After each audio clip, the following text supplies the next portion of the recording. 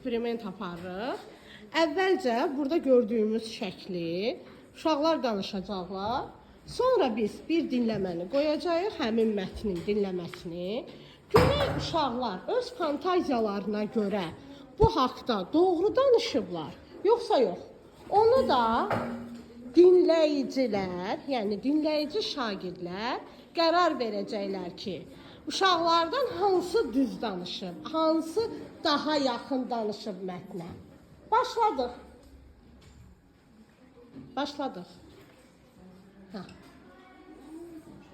Bunun adı Aslandır, bunun da adı Ağcaqanaddır. Başla. Birinci şəkildə.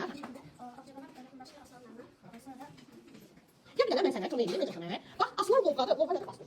Ağcaqanad isə necə balacadır. Ona görə aslan, ona necə baxır, lovğa baxır. Şahıdır, meşələrin şahıdır deyim, mənəm, burada şah. İndi mən sənə köməklə danış. Nə görürsən orada danış.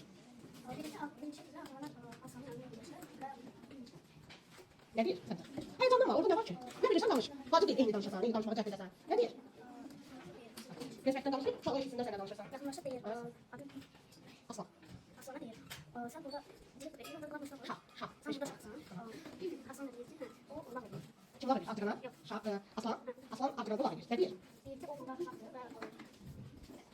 Sən balacasan. Çünki balacasan, heç də bilməzsən. Sən balacasan, sən burada şahdır. Sonra... O bir şəkildə nə görürsən? Ha, burada ne görürsən? Ağcaqanad nedir? Sonra nedir orada bax? Gör. Sancır. Görürsən?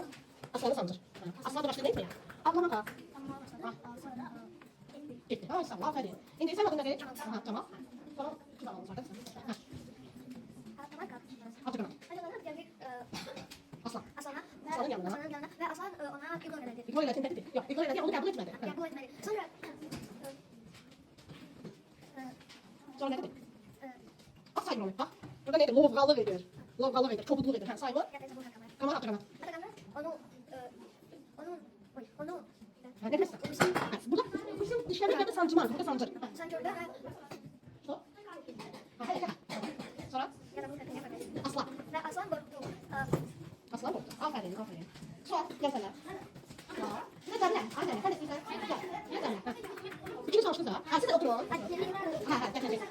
İndi, sənin fikrin nədir bax bu şəkil haqqında? Bir fikrin yoxdur. Bəs niyə istəyirdin ki, gələsən? Burada nə görürsən Cəmilə? Nə görürsən? Aslan. Görürsən? Ağcaqanad nədir burada aslanı? Bunu mənə deyil.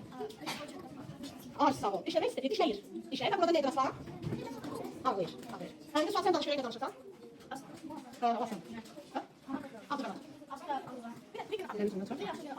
Aslan yanına gəldi. Aslan deyir.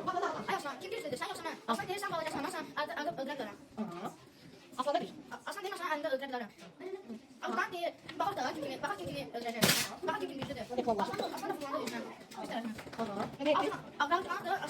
Aslan bulmuş sancıdır. Aslan Ağcandan qorxdu və dedi, indi bilirsən məndən gülürsən. Aferin, aferin. İndi sən nədir? Yox, indi nədir? Onun dinləməsini qoşuram. Qulaq asırıq. Sonra 4 nəfərin qiymətləndirməsini edəcək. Yaxşı, gedirik dinləməyə.